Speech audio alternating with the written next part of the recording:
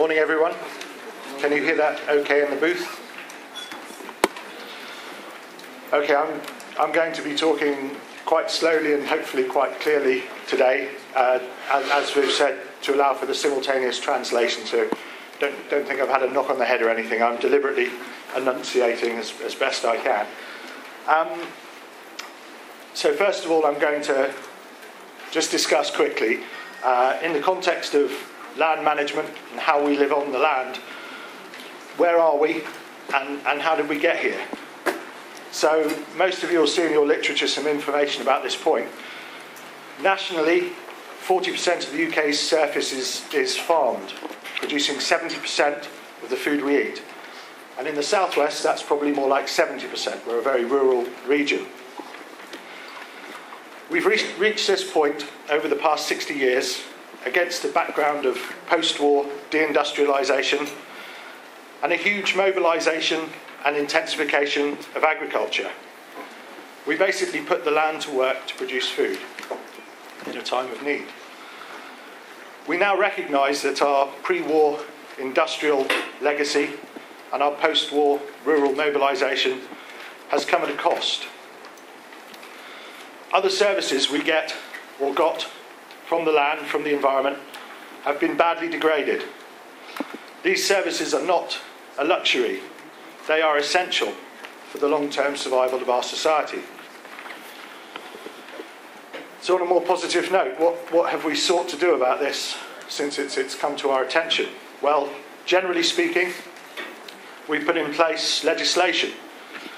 The national parks were protected in the 50s, and in the early 80s we had the Wildlife and Countryside Act, protecting further areas. And more recently, food production subsidies were decoupled to deliver partially biodiversity objectives as well. Despite this, however, we failed to take an integrated view of ecosystems and the ecosystems that support us, and consequently, many of the environmental services are still in decline, and they're still being dealt with in isolation using end-of-pipe solutions. Now I'm going to try and give a more personal perspective of, well, my history in this sector so far and what we've found and what we've done about it. The Rivers Trust movement basically came into existence probably in the mid-90s. And when I started out in the West Country Rivers Trust about 13 years ago, I recall it vividly, I met with Arlene in a pub and was served probably the best pint of ale I've ever had and have ever had since. I remember thinking at the time what a wonderful use of water. Talk about adding value. And anyway, that's a small digression, but a fond one. We had already recognised as a movement that there was a propensity to plan and deliver in sector-specific groups. And if conservation was at all delivered proactively in the wider landscape, it was delivered by sectioning off protected areas and using regulation and managing them generally for one service only. Our view that this approach, whilst necessary in its time, was not the way to carry on into the future. We felt that it disenfranchised people from the environment and from the very elements of the environment that nurtured them. It was single issue focused and basically failed most of the tests prescribed by the ecosystem approach. I'm not going to go into detail about those tests. There are 10, sometimes 12, depending on when you read it. But I will mention that the ecosystem approach was an approach developed in order to deliver the original Convention on Biological Diversity formulated in Rio. So against this background, Rivers Trusts thought it was important to develop methods to try and deliver conservation in the wider landscape, using economics to incentivise delivery. Nowadays, this is referred to in the academic literature as community conservation. We used to refer to it as peddling enlightened self-interest or demonstrating win-wins to landowners. Just by way of an illustration, if a farmer tests his soil for nutrients, he can target his nutrient inputs, which saves him money, and he can decrease his losses, which protects the environment. a simple win-win solution where he economically benefits and the environment benefits. And we have literally hundreds of those economic, motivational recommendations. This worked well, but global commodity prices could quickly overwhelm these fragile economics. And uptake was voluntary, inherently. And we could not guarantee any level of uptake in important areas.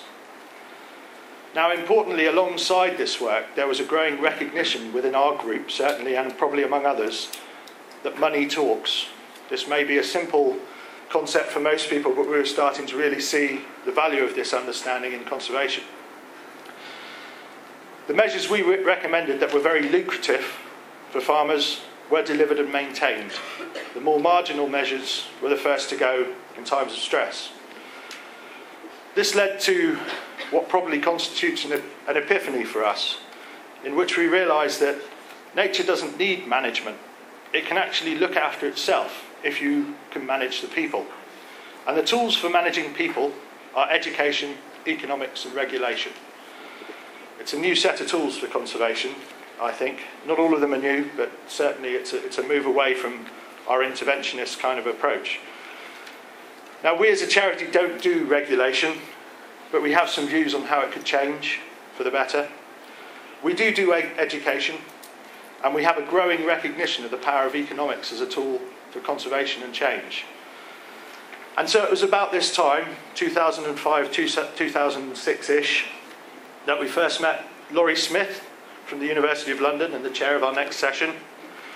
We met Martin Ross, the environmental manager for South West Water, and some of our current EU partners in the water project. A recipe for the perfect storm, or otherwise known as an Interreg project.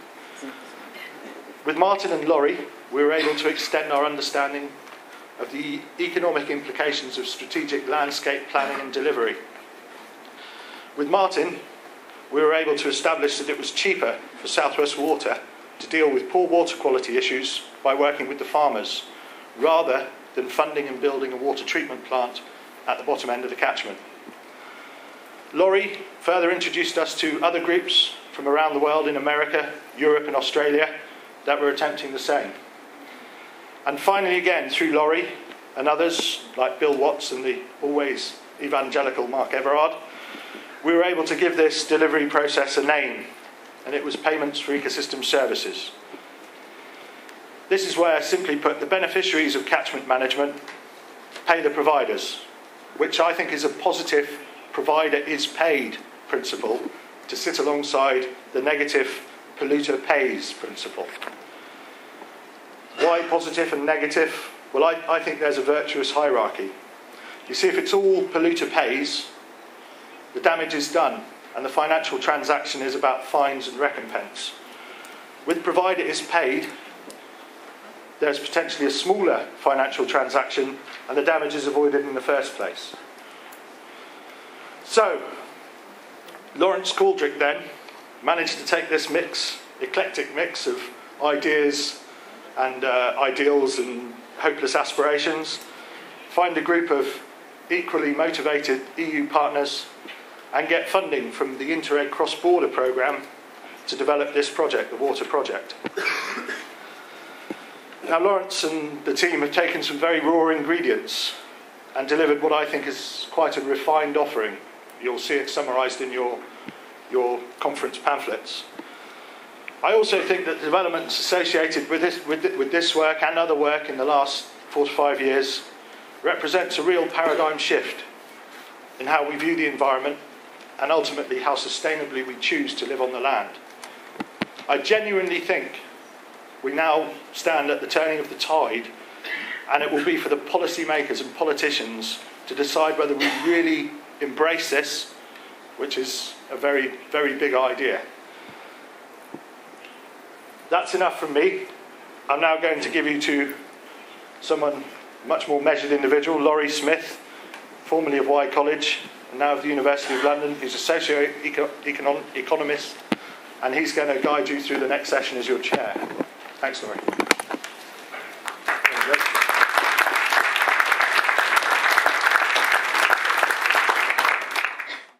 I'm an applied economist Dylan mentioned, we've been working in partnership with the West Country Rivers Trust and other partners for a number of years now. On our side, through 2 research projects funded by the RELU programme, Rural Economy and Land Use. Other key partners have been the University of East Anglia, and Kevin Hiscock is also here today from that university.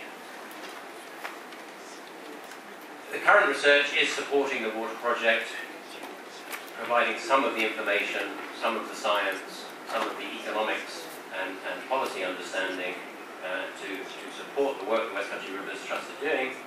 I'm not sure if Dylan and Lawrence always realise, but they're also guinea pigs for us that we're observing, because they're very innovative, they're taking the lead, and we're learning a lot from how they're taking this forward with their partners. And I look forward to learning more from the other partners in the water project today.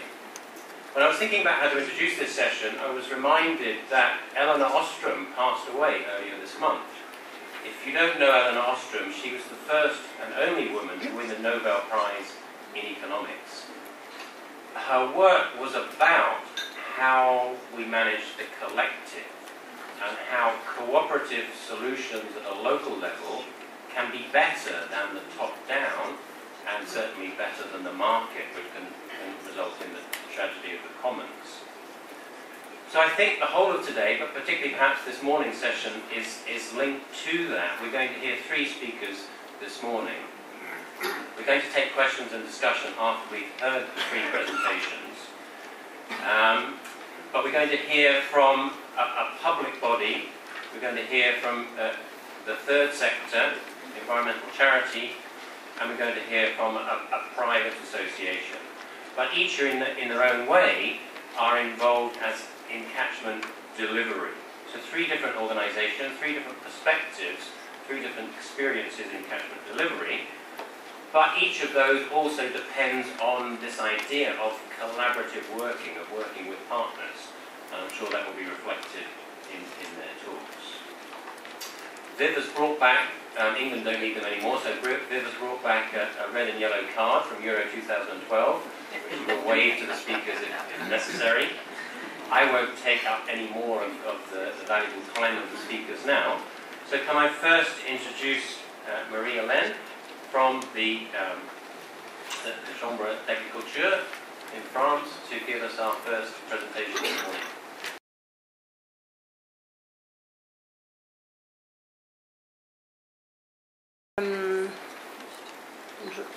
Je vais parler en français en essayant d'aller lentement pour pouvoir être traduite.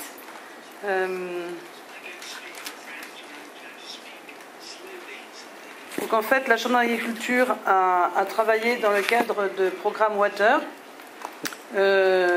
pour réfléchir sur un système pour aboutir plus exactement à un système de gestion agricole des zones humides. Donc on a travaillé principalement avec les agriculteurs dans un premier temps pour évaluer les moyens financiers qui permettraient d'avoir une meilleure gestion agricole qui répondrait à un certain nombre d'usages, et on va en parler donc dans mon intervention.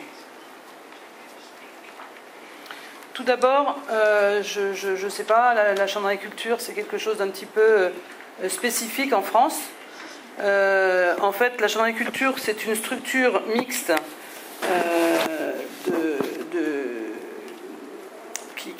qui est au service des agriculteurs pour le développement économique des agricultures, des diverses agricultures dans les territoires. Et j'ai fait un peu ce schéma pour montrer que c'était à la fois des décisions qui peuvent venir, comme on dit, d'en haut, ou qui peuvent également venir à la demande du bas, que sont les agriculteurs. Donc vous avez ce double schéma, avec le schéma qui vient d'en haut, éventuellement, et le schéma qui vient d'en bas. Donc en fait, la Chambre d'agriculture, voilà un petit peu tout ce qu'on peut faire. En fait, un prestataire pour l'agriculteur, c'est pour l'agriculteur qui va nous demander des services, un partenaire pour les projets collectifs, et un interlocuteur pour les décisions et la vie du territoire. Voilà. Donc en fait, par rapport aux prestations de l'agriculteur, on est bien sûr à la fois ascendant et descendant, puisque c'est des services que l'agriculteur peut nous demander, donc du conseil individuel, des formations, ainsi que des groupes d'échange et de discussion pour innover dans les actions de développement. Alors, un partenaire pour les projets collectifs. Donc en fait, on est là, à ce niveau-là, on fournit de l'expertise au profit des filières et des collectivités. Donc les filières, c'est tout ce que nous, on a comme groupement de producteurs qui sont dans des filières, production de viande, production de végétale, etc. Voilà, c'est ça qu'on appelle nous les filières. Et proposition et accompagnement, suivi, évaluation de projets sur les territoires. Donc c'est toujours pareil, ascendant, descendant. Et enfin, un interlocuteur pour les décisions et la vie du territoire, où là, on a une mission, ce qu'on appelle, nous, une mission consulaire ou institutionnelle. C'est-à-dire, on représente les agriculteurs dans des instances politiques, publiques ou publiques. Donc là, on apporte la vision d'une instance publique et professionnelle. Et à ce titre-là, on s'inscrit ou on ne s'inscrit pas, selon les enjeux, dans différents réseaux. Voilà pour ce qui concerne la situation des chambres d'agriculture dans le contexte global. Donc la chambre d'agriculture, aujourd'hui, je vous l'ai dit, c'était un organisme professionnel. On est donc des établissements publics dirigés par des agriculteurs élus qui représentent l'ensemble des acteurs du monde agricole et rural. Donc en gros, l'organisme professionnel il est financé à 40% par des financements qui viennent des agriculteurs, par des taxes des agriculteurs, des taxes foncières, à 20%, 20-25% par des prestations individuelles que nous payent les agriculteurs, et on a environ entre 35 et 40% de financement qui viennent de projets extérieurs, de projets pour des collectivités ou de projets qu'on fait pour des organisations diverses ou des actions de recherche. Cette assemblée est élue tous les 6 ans. Il y a différents collèges. Donc dans la chambre d'agriculture, on a des collèges exploitants agricoles, mais on a également des représentants d'organisations économiques et d'organisations de salariés de la production agricole, ainsi que d'établissements bancaires. Enfin, d'agriculteurs représentant les banques, plus exactement. Donc voilà, la chambre d'agriculture, c'est donc 50 élus agriculteurs, 15 élus qui vont décider au niveau du bureau. Donc vous avez bien compris que c'est le bureau qui décide.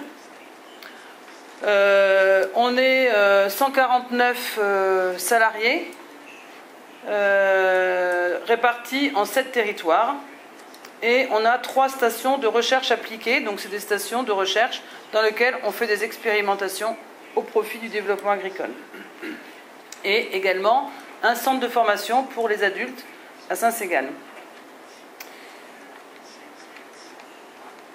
Voilà, alors le territoire du Finistère, c'est celui-là. Vous voyez qu'il est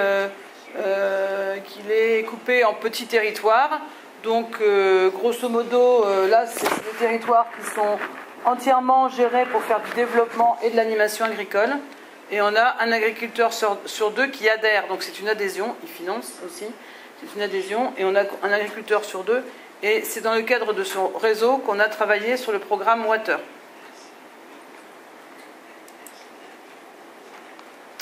Alors, les valeurs qui nous guident, ou qui nous ont guidés en tout cas dans les actions qu'on a menées sur l'environnement, sont les suivantes. Avoir une vision transversale sur l'occupation de nos territoires pour mettre en valeur les savoir-faire locaux. Donc l'intérêt, c'était aussi de se dire, les agriculteurs sont là depuis des années, des millénaires, ils ont aussi des savoir-faire, ils font parfois bien, parfois pas bien. L'idéal, c'est d'identifier ceux qu'ils savent faire ou ceux qu'ils ne savent pas faire.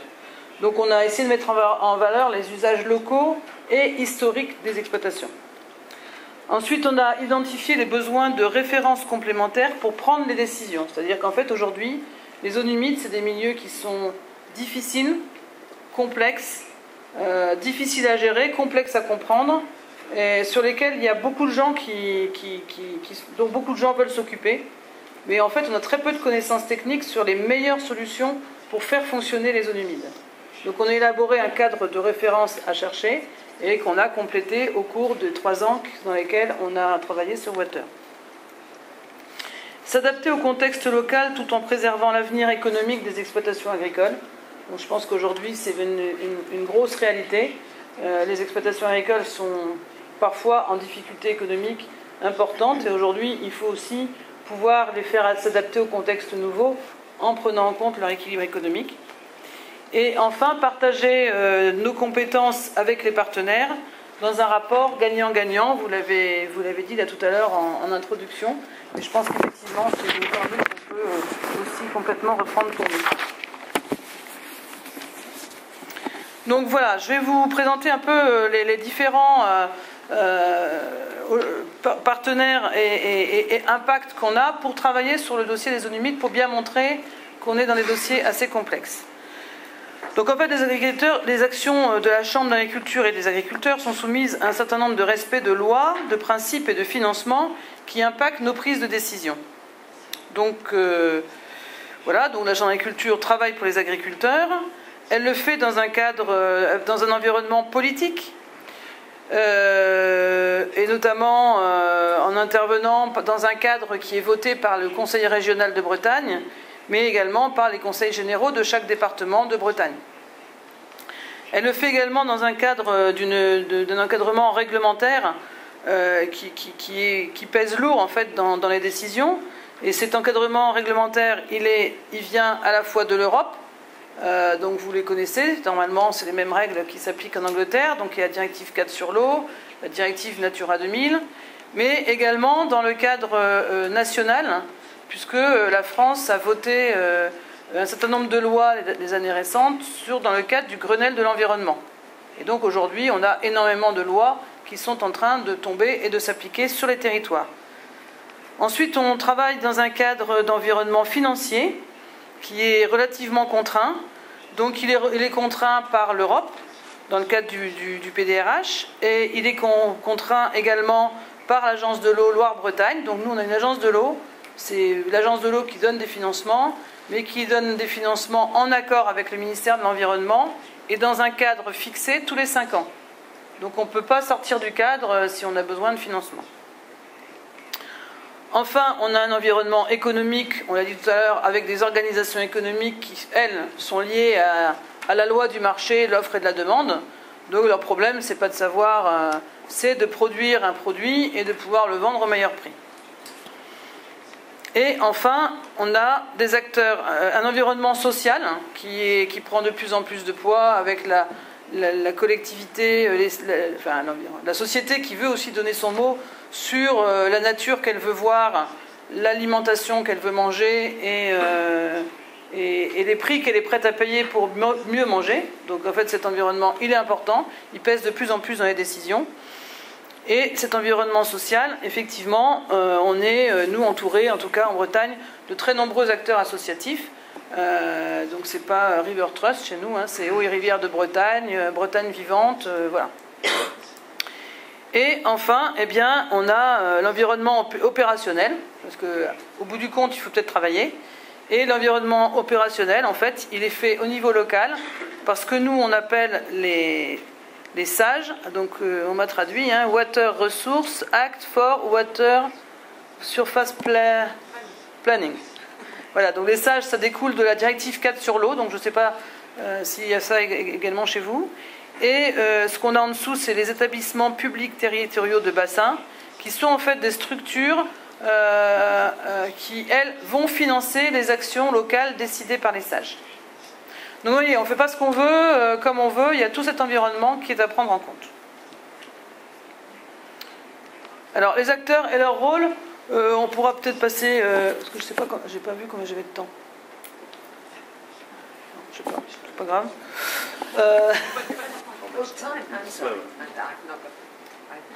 5 minutes. Bon, donc cette partie-là, je vais la passer. En fait, simplement, vous l'avez, vous, sur votre diaporama. Donc voilà, c'était intéressant de voir que les différents acteurs, ils n'intervenaient pas tous au même niveau, soit réglementaire, soit financier, soit politique. Donc voilà, d'autant plus que je l'ai dit un petit peu.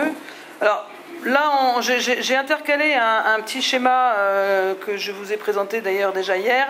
C'était pour montrer dans les travaux qu'on a fait dans le cadre des de Water, on a travaillé un peu en enquêtant des exploitations pour voir un petit peu comment étaient perçues les zones humides dans leurs exploitations, ce qu'elles pouvaient rapporter à l'agriculteur.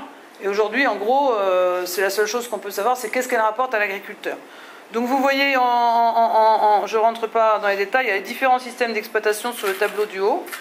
Ce qui est important à voir par rapport à nos résultats, c'est la dernière colonne. Donc la dernière colonne qui est ici, qui représente finalement la marge apportée par la gestion de la zone humide sur l'exploitation.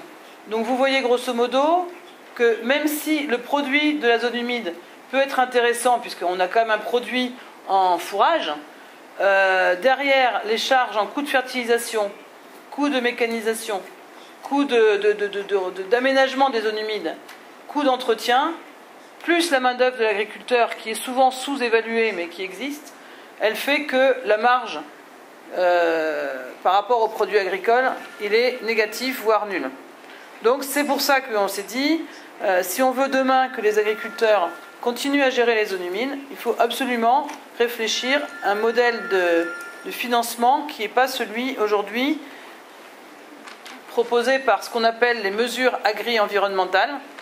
Donc on a des mesures agri-environnementales.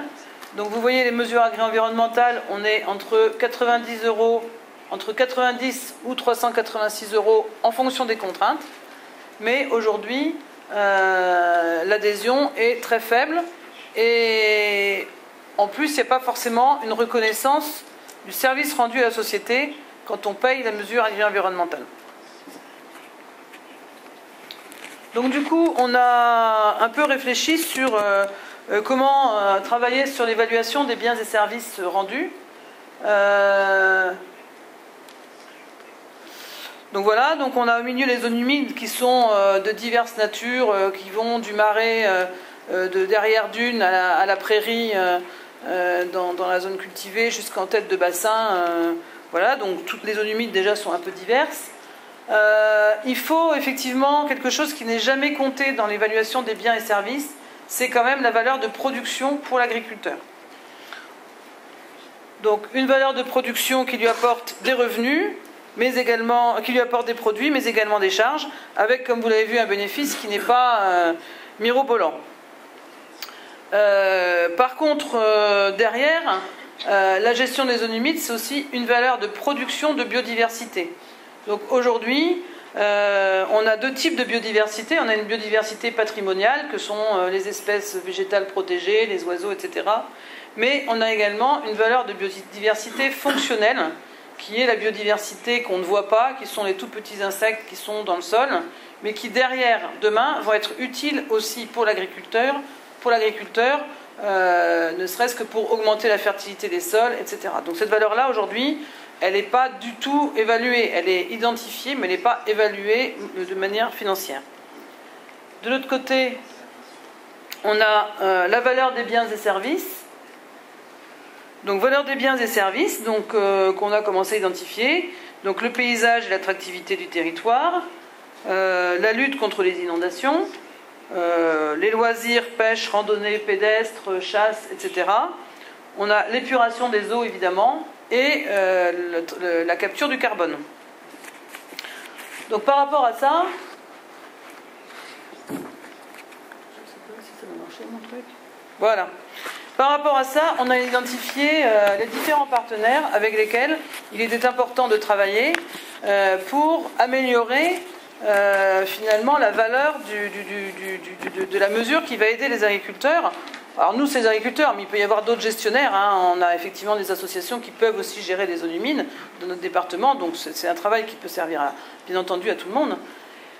Donc en fait, voilà, la valeur des productions, donc vous voyez, on a une évaluation qui, elle est relativement facile, puisqu'on a des agriculteurs qui peuvent nous donner leur div de compte, et on peut évaluer les coûts et les rentrées. Pour la valeur de la biodiversité, c'est vrai que c'est un petit peu plus compliqué.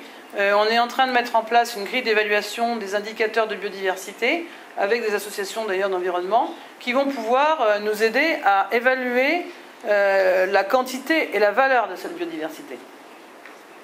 Par rapport au paysage et l'attractivité du territoire, on a identifié les acteurs, mais on ne les a absolument pas travaillé avec eux. Donc on a notamment toutes les associations de tourisme, tout ce qui est services patrimoniaux, etc. Bon, pour le moment, on n'a pas travaillé là-dessus. Pour la lutte contre les inondations, et là c'est vrai que je pense que vous êtes beaucoup plus en avance que nous, il y a effectivement les compagnies d'assurance qui pourraient, et les propriétaires fonciers qui pourraient peut-être nous aider à travailler. On a déjà contacté les compagnies d'assurance, elles sont pour le moment très très réservées à vouloir travailler avec nous, c'est clair. On les a contactés. Hein. Donc pour les loisirs, eh bien, c'est des partenaires qu'on connaît, qui sont avec nous dans Water, donc peut-être pourrait-on évaluer la valeur des services de loisirs, chasse, pêche, etc. Bon, pour le moment, ça n'a pas été fait. Et enfin, pour la partie épuration des eaux, je crois qu'aujourd'hui, il y a un gros travail qui est fait avec l'agence de l'eau, il y a des coûts et des choses qui sont sortis, mais tout ça est ramené de manière macroéconomique sur un territoire, et on n'a pas la traduction en clair, est-ce que ça peut représenter après comme aide à l'hectare. Donc je crois que le travail, il est effectivement encore à faire par rapport à ça.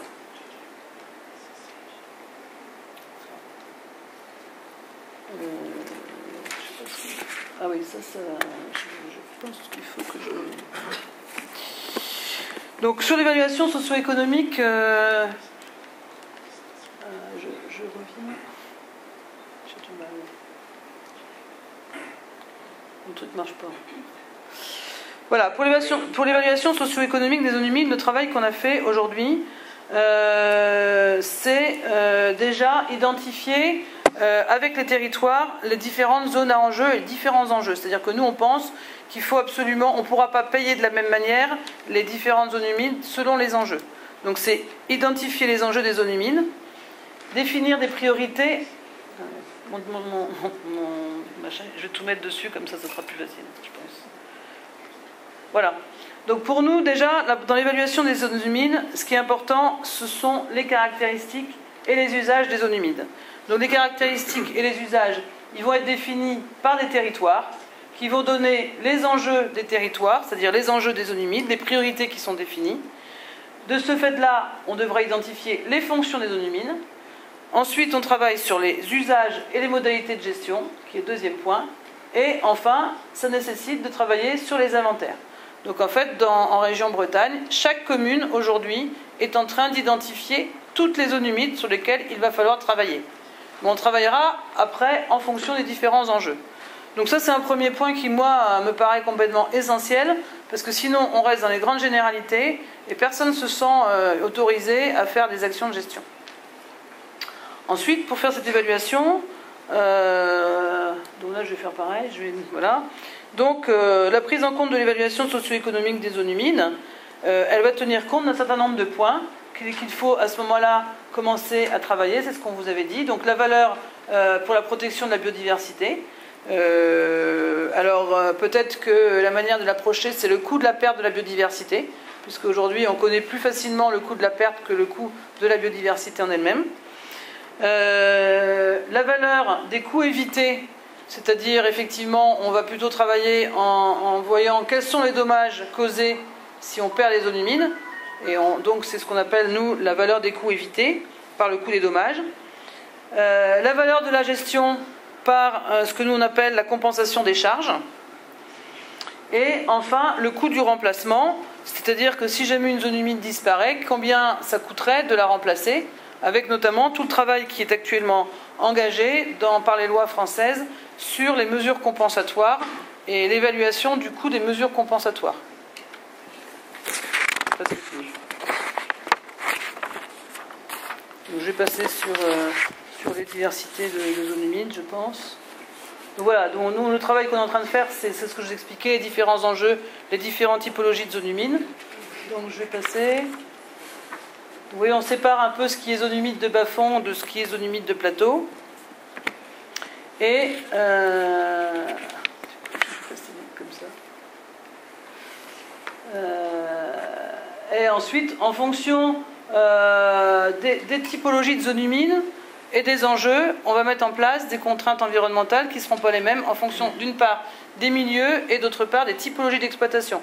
Si on fait des vaches, eh bien, on ne fera pas la même chose que si on fait du porc. Enfin, donc les perspectives de développement pour nous, ça va être travailler effectivement sur la base de continuer à avoir des références, hein, en associant notamment les chercheurs de l'INRA dans nos travaux. On envisage de mettre en place des fermes de démonstration et des fermes de référence sur les différents territoires bretons et échanger avec les partenaires acteurs des actions publiques que sont notamment les conseils généraux, les conseils régionaux. Donc du coup, j'aurais peut-être pas beaucoup de temps d'aller sur la... Bah, elle n'est pas passée.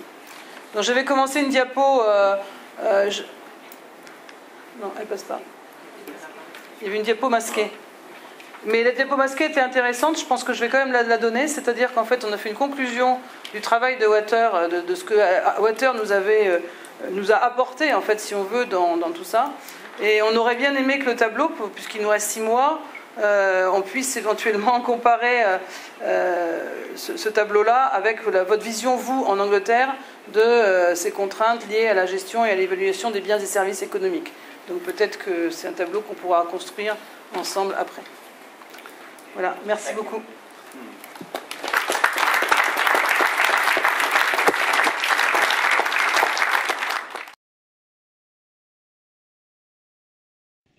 Thank you very much, Laurie. Well, bonjour and bienvenue à Devon, and a very warm welcome to all of our good friends and partners from the first, second and third sector all here today. It's just absolutely wonderful.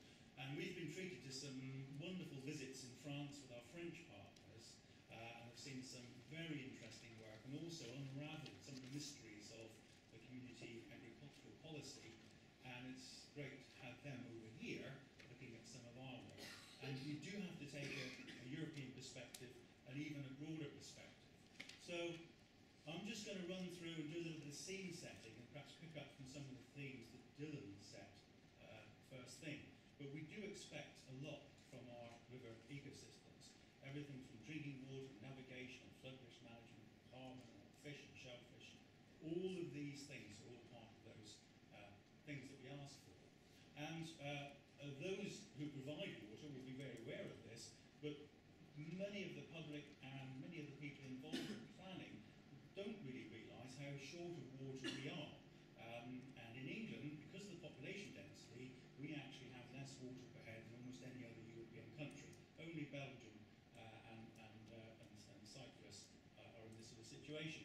And if you like, bizarrely, okay, we had a drought in the spring, we've had a lot of rain since, and it's now the wettest drought on record. But these are the extremes that we're seeing more and more. And in the world situation, of course, land is a finite resource. We're looking at this growing world population from 6 to 9 billion in the next 30 years. We're told the production needs to double because people are eating better as well broadly. There's a greater demand for dairy and meat products from developing countries. And in the UK, we're only 60% self-sufficient. So there are concerns about food security and ensuring that we can look after ourselves as well as others around the world. And of course, climate change forecasts do indicate more droughts and more extreme weather conditions. And we have to think about all these issues when we're trying to do our catchment planning. So I was delighted to hear that very short notice Professor Ed Maltby has joined us today. We had opportunities to work with Ed and his team and the Wetland Ecosystem Research Group very early on and looked at wetlands right at the beginning of the Trust's activities, the West Country Rivers Trust. And we also, of course, had the Rio Earth Summit. And we're 20 years on now. They're meeting, obviously, in Rio as we are and discussing these issues. One thing I can say, we have come a long way. We have come a long way. And that's really very exciting. But the message has actually changed very little. It's just that the message is now getting through and we have some really good working examples. And as Dylan explained, the ecosystem approach is the delivery tool of the Convention on Biological Diversity, and the water project has been a very good example of putting that into practice. And I even dug out an old slide of Professor Maltby's, just setting out that. Now we don't have time, as Dylan said, to go through the 12 principles, but they are the drivers of the whole process. And you'll hear that referred referred to a number of times today. I know Mark Everard will touch on it. But it is fundamental, and it's the fundamentals you have to get right, and then everything else will fall into place. And if you want a shortcut to it, it's about people. People are part of the ecosystem. The ecosystem approach is really about people, because nature can manage itself, thank you very much, absolutely fine. We're the people that get in the way. We're the people that need managing. So all that we do is about managing people. The environment and nature, thank you very much, we're fine. So that's the great secret. And that's what Rivers Trusts have really helped to do, in partnership with a whole range of others. It's just glued those things together. So it's a grassroots movement. We have Wet Feet. In fact, Dylan was out with Wet Feet on television the other day in his suit, marching up and down the river with his socks and shoes off, just to demonstrate we have Wet Feet. We are river basin deliverers, so we actually do things. We're interventionists, and we raise awareness and provide education. And of course, most importantly, we engage people that own and manage the resource. Now, anyone can pontificate about these things, but if you're going to bring about change, you have to bring on board and work with the farmers, the landowners, the river owners, the anglers, the water companies. And they have been essential to our success. The farmers have been, more than anybody else, the key to making everything work, everything happen. And the response from them has been incredibly positive. The problem has always been that regulation and incentives and drivers have forced them off in the wrong way. But they've been so willing to engage, and we've made huge strides in that. And I think now there are changes, if you like, in those drivers, nationally and within Europe, that are really helping farmers to work with the system and not have to fight it. And very important for us, we have a strategic partnership with the Environment Agency, which we started off in 2006 and has just been refreshed and re-signed, pulling in issues like WFD, Water Framework Directive, and climate change. And we have partnerships in Northern Ireland with the agencies there as well. Now, the Rivers Trust in England and Wales, just very briefly, we have quite a bit of coverage, and we'll talk a little bit more about that in a moment. But also, we have Rivers Trusts in Northern Ireland. We actually have Rivers Trusts in Southern Ireland that come under our umbrella, and we have 25 trusts in Scotland. But just within the confines of the water project, I just wanted to, who has really helped in the process of developing our own Rivers Trusts, I just wanted to just pick out a map. This is 3 years ago, looking at the water project area, which is this area here outlined. So this is what's called cross-border La Manche area, and we partner up with our French colleagues here on the north coast of France, more or less one county deep and one département deep in France. And the water project has helped develop the PES, Playing Ecosystem Services. It's helped develop our knowledge of wetlands, and it's also helped develop the community networks to bind this together.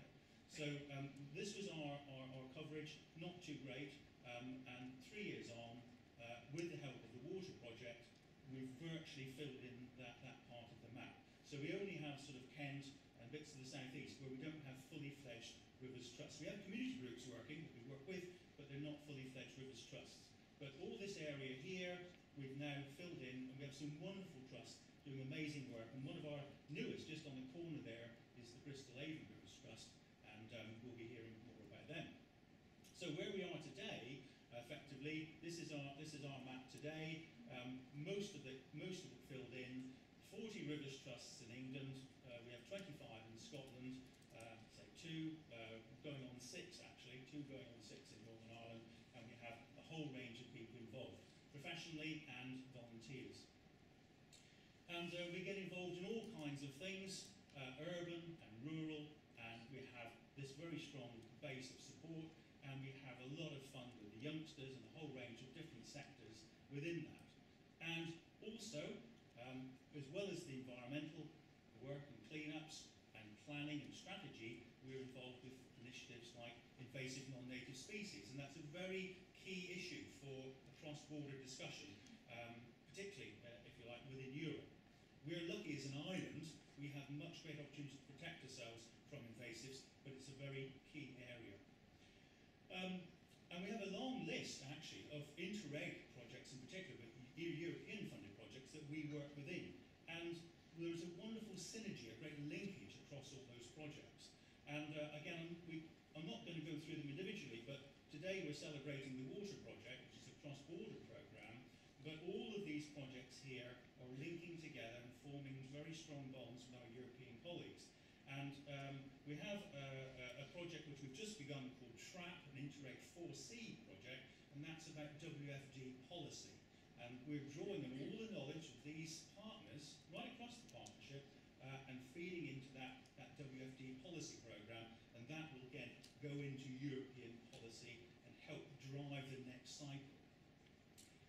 And as I say, in terms of Rivers Trust interest and intervention, it is very broad, and there are fundamentals like protecting aquifers and watercourses and restoring wetlands and soils, which I'll come back to, water storage and optimising water use, and then in the urban situation, SUDS. And there's some wonderful examples of these things as soon as you go abroad, wonderful things that we've seen and learned and now look to apply here. And there has been a history of problems, which many have been resolved, things like Dieldrin in the system, affecting otters, aldrin, which once removed, otters have come back in large numbers.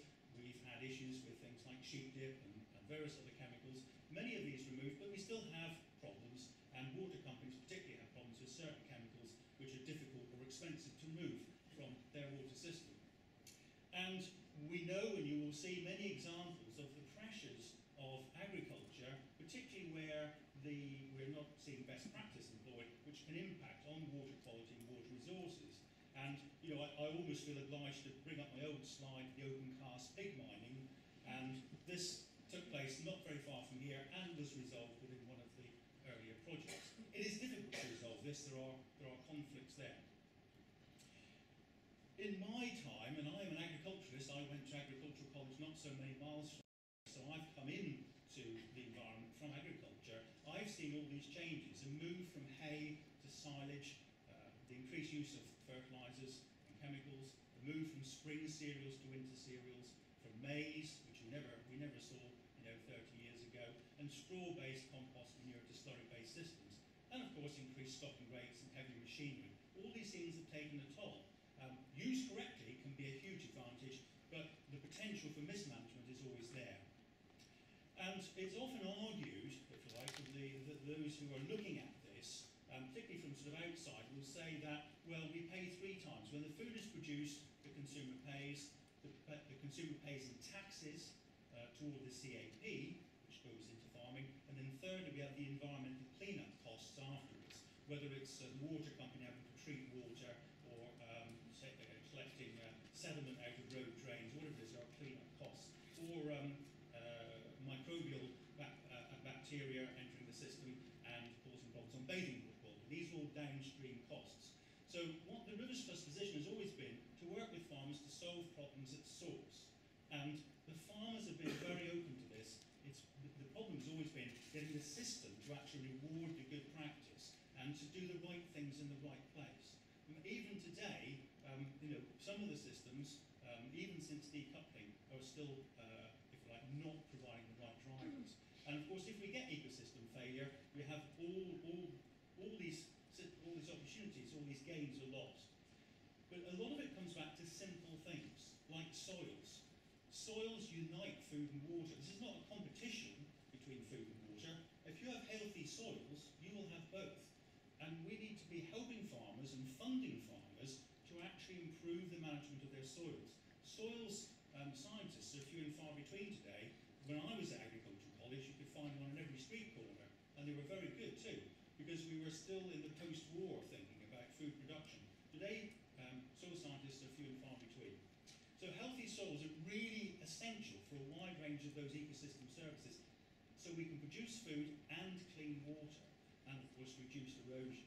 So working on the soils and working with SUDS systems in urban areas are two fundamentals that drive everything else.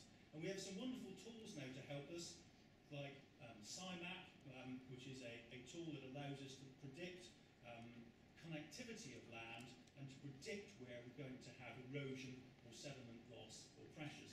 And this will inform things like catchment walkovers. It won't replace them, but it informs them.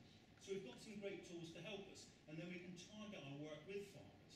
And of course, we all have to meet the Water Framework Directive. And the soils are a fundamental driver of meeting that. it's been long said to look, if you manage the land properly, the rivers will look after themselves. To manage rivers, it's about managing land.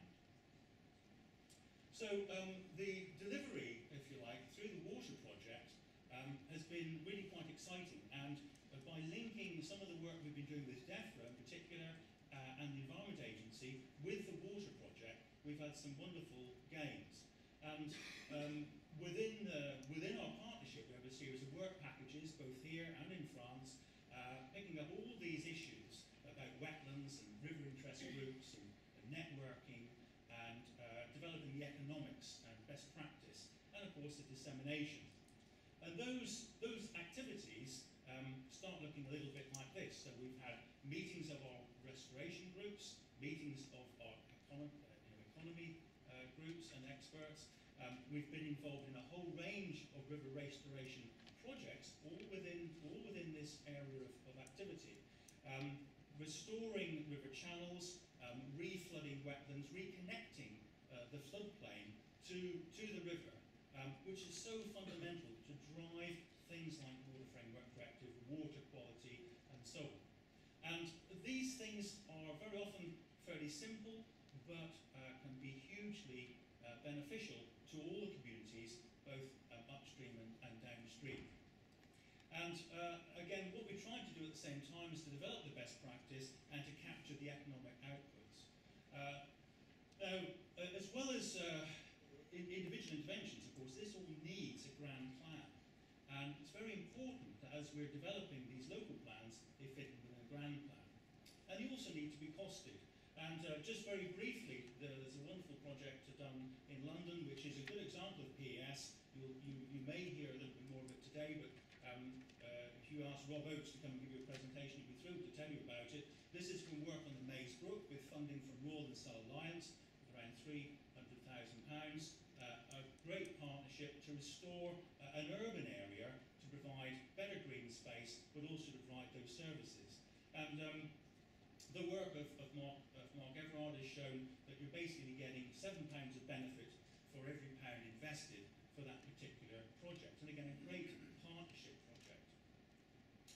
And we've taken a lot of these lessons and shared them. So although the work for the water project takes place in the south, we've shared this with many of our other coastal and wetland trusts up and down the country. And this has provided benefits for eels and to meet the eel regulation and a whole range of issues. And again, we've developed in other projects innovative ways to allow eels in and out of wetlands and in and out of salt-marsh areas.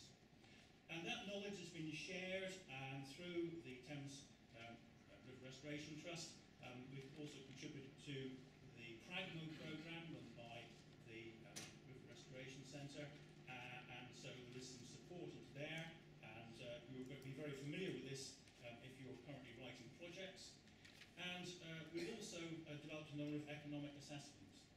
Now, to just kind of pick a few highlights, we've identified within this process 3 key aspects that require development before PES is really going to be taken up much more widely. And that is the fact that we really do need this even and fair enforcement of current regulations and cross-compliance. And farmers will tell us this, and do tell us this in focus groups. They say, well, why should we make the effort when the 1 or 2 who don't and let the side down are often getting away with it?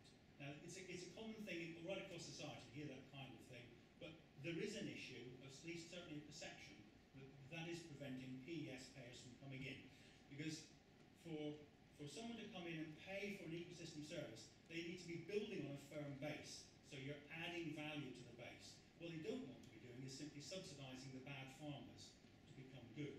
And for too long, if you like, the good farmers, and most of them are good farmers, have not been rewarded for their work. We have actually been rewarding or putting funding in to those who are often bad farmers. And that's not really fair, and that may be a societal choice, but when it comes to commercial payers of services, they don't want to do that. They want to see real value. And the ability to prepare a strategic plan to fit all this in is equally essential. So you must have a catchment plan that all the players contribute to, everybody buys into. And thirdly, we need the suitable drivers and mechanisms to actually generate those funds, like the landfill tax credits and so on. because without the mechanisms there to generate funds, we're going to struggle. So I'd like to leave it at that. I'd like to just thank all of you for coming down today and supporting this event. All of you, and I know so many of you, have done fantastic work in your own areas, and I am always ever humble in your presence. And I just think we're so lucky to have such wonderful countryside to enjoy, and I think we can get these mechanisms and really honour the spirit of the Rio Summit and keep that spirit moving. Thank you very much.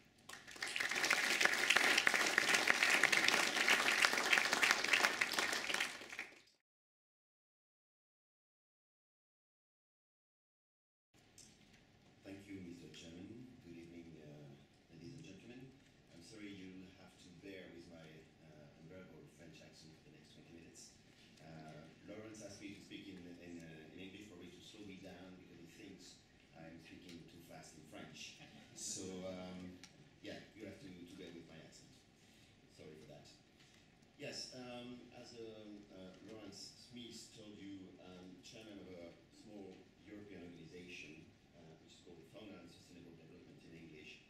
And I'd like today to tell you about our team, how we put together a local team in order to work at European level. So I'm going just to give you this environment, which I'm sure is a lot more simple to understand than our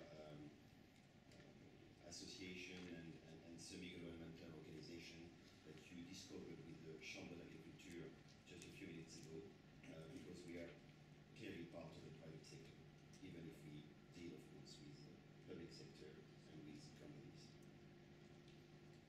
So, Finance and Sustainable Development, which is the organization, our members are national or regional organizations in 10 of the European countries, and we've got quite an experience in management of European projects.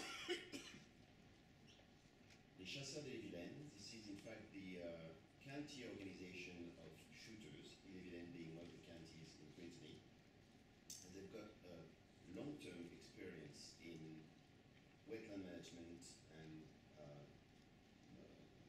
natural area management more globally.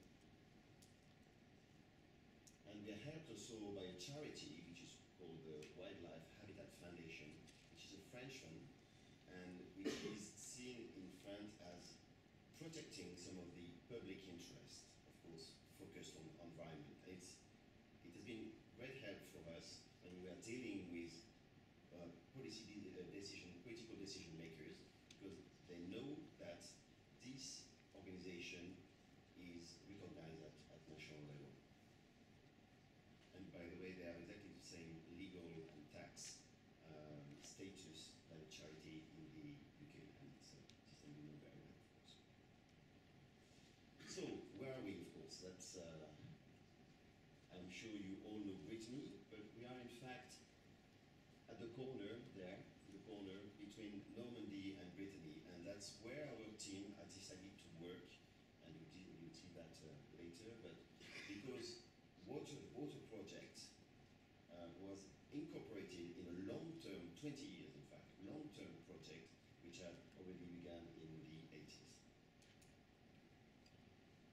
So the map you've seen before was in fact the natural area, the Natura 2000 areas in France, one of them being the Baie du Mont-Saint-Michel. I'm sure you all know about that.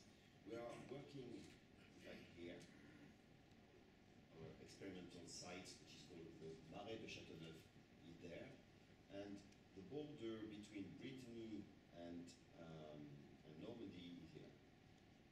And we are now trying to work both, of course we're working in Brittany, and we're trying to work also with Normandy, but of course nature doesn't know that kind of administrative border. And as you can see, all these internal marshes have a direct impact on the whole Bay of Mont-Saint-Michel. And as you may know also, we've got oysters bed, mussels bed, and you all enjoy them when you go there, and we would like them to be as qualitative as possible. Okay, now I'm focusing now on I'm focusing now on that area. So what was the idea 20 years ago? You have to understand that all these hinterland were marshes in medieval ages. Something like 4,000 hectares. In the 80s, nothing was left because of, as Arlene Ricard said before, because of intensification of agriculture, because of the new ways, the modern ways to do agriculture. That was in fact recognized by the Fédération des Chasseurs d'Ille-et-Vilaine as the core area. Without that, you cannot manage the wetland. It didn't exist, by the way, in the 80s anymore. It didn't exist anymore. All the biodiversity had disappeared. So that was what they wanted to acquire as quickly as possible, 150 hectares, more or less, and which is really the core of the project. Then you have the area around. Difficult to manage if you don't get that part. If you don't manage it, difficult to manage, sorry, the whole project, if you don't manage also another 150 hectares. And then peripheral areas, not essential, not to be managed immediately or to be acquired immediately, but if this area is flooded, you have water not at the surface, but just below the surface in the blue areas, which means difficult for the farmers or for the other users to really use it as they used to. Therefore, it meant that in these areas, it was the land was bought or just there is some contracts with the owners in order for our organization to manage these areas too. So I'm going to focus now on waterbed du Mont Saint-Michel, which is the water part we've been dealing with for the last 3 to 4 years. So here is the core of the wetlands we are managing. Here is the water system, and you can see that at the beginning there was no way to have access to this area, to that area. 2 problems. First one was for the farmers. Nobody was using it anymore. It was too expensive and it was impossible to have access. So obviously, we were losing not only some economic revenue, but also some biodiversity, because the system was less and less efficient in producing biodiversity. The wetland was becoming less and less wet and more land, in fact. Second thing is for biodiversity itself. In this area, it's a pike spawning ground. But if you don't have connections between the heart of the wetland and the bay of Mont Saint-Michel and the other rivers around, they just live there a short life and die there. And at the end, the population is exhausted. So the idea first was also to restore the hydraulic connections. So to restore the whole system as it was, in fact, before the 20th century. And so we have worked on sluices, canals, even of course a path in order to be able to have access to that area, just to maintain it. It's also very important. So these paths were recreated, not only for the farmers, but also for the managers of the area. Just a few examples.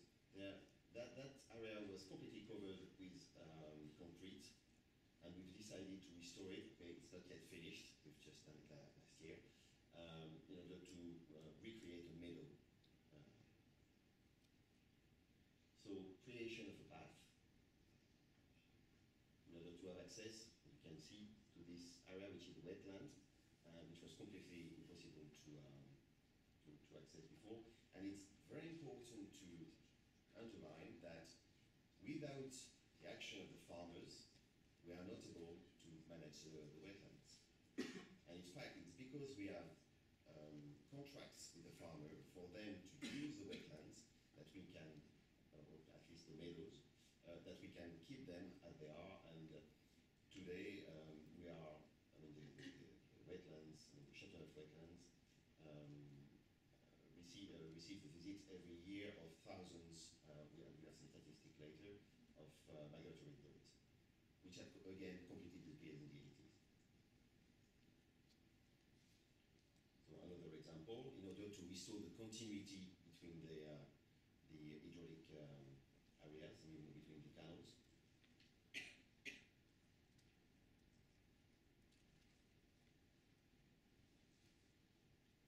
So this is just a summary of all the works which have been done on the wetlands.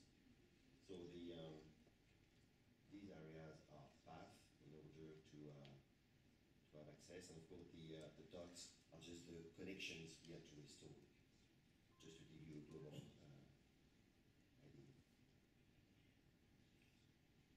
So obviously the idea is to have a better water management. As I said, for the biodiversity, but also for the farmers, because we are really managing the level of water, and from November to March, the area is flooded, and then the area is drained, but it's manually, it's monitored, and after March, of course, the farmers can use the area in order to, of course, to produce some added value, but also to maintain the grasslands.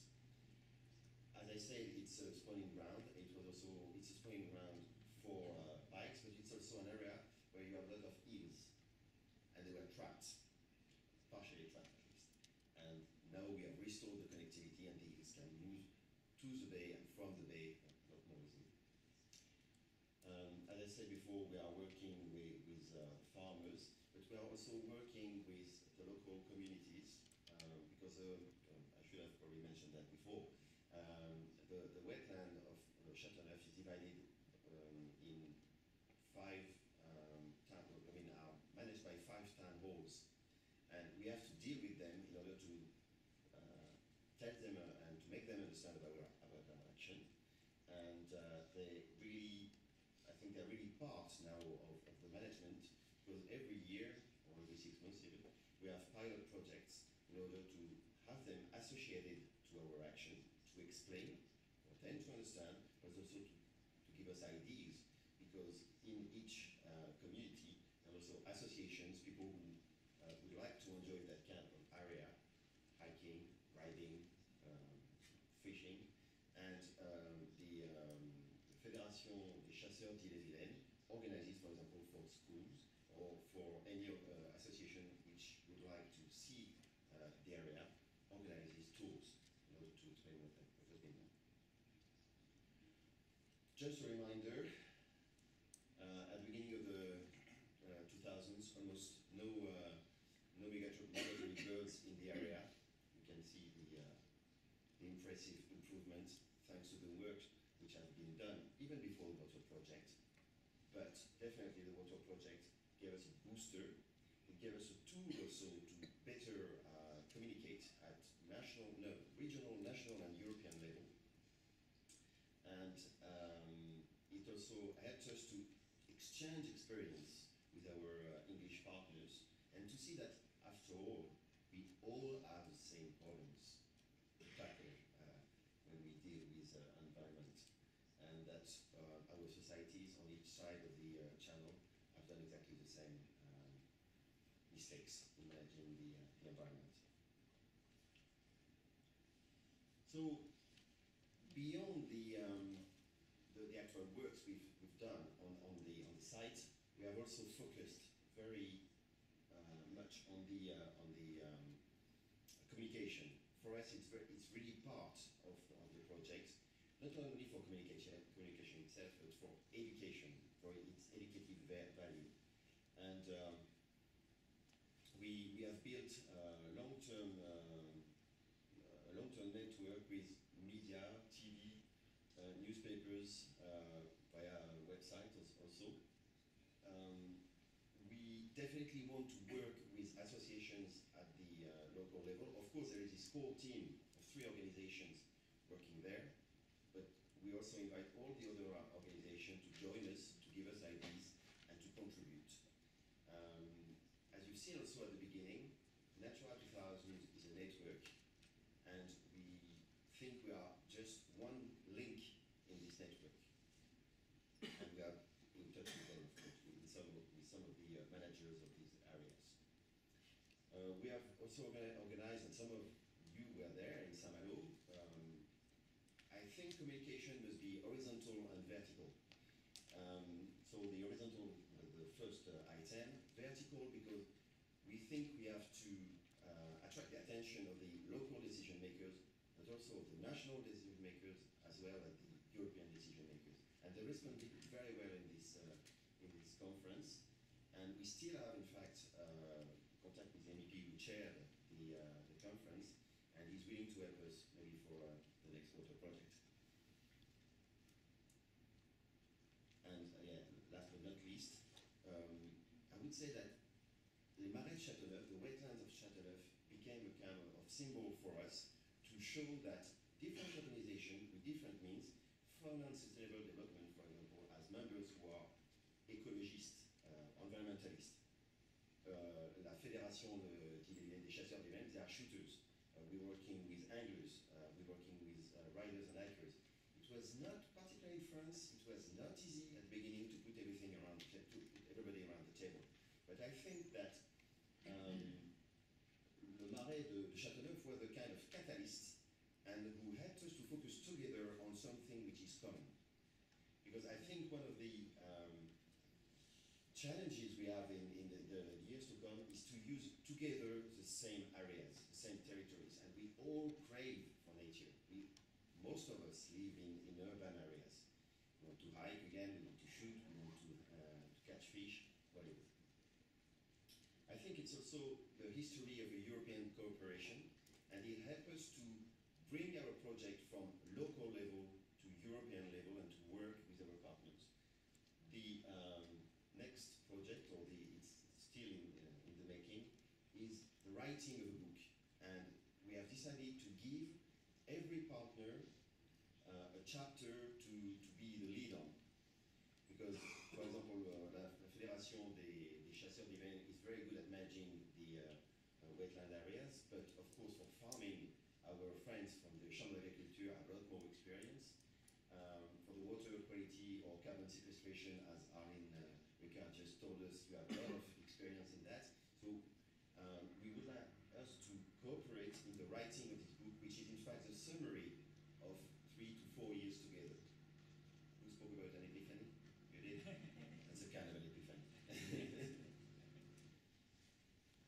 So just sample of biodiversity you can find in our wetlands, and I'll just let you discover how it looks now that it is reconnected to the river's ground. Thank you very much for your attention, and if you have any question, I'll take them.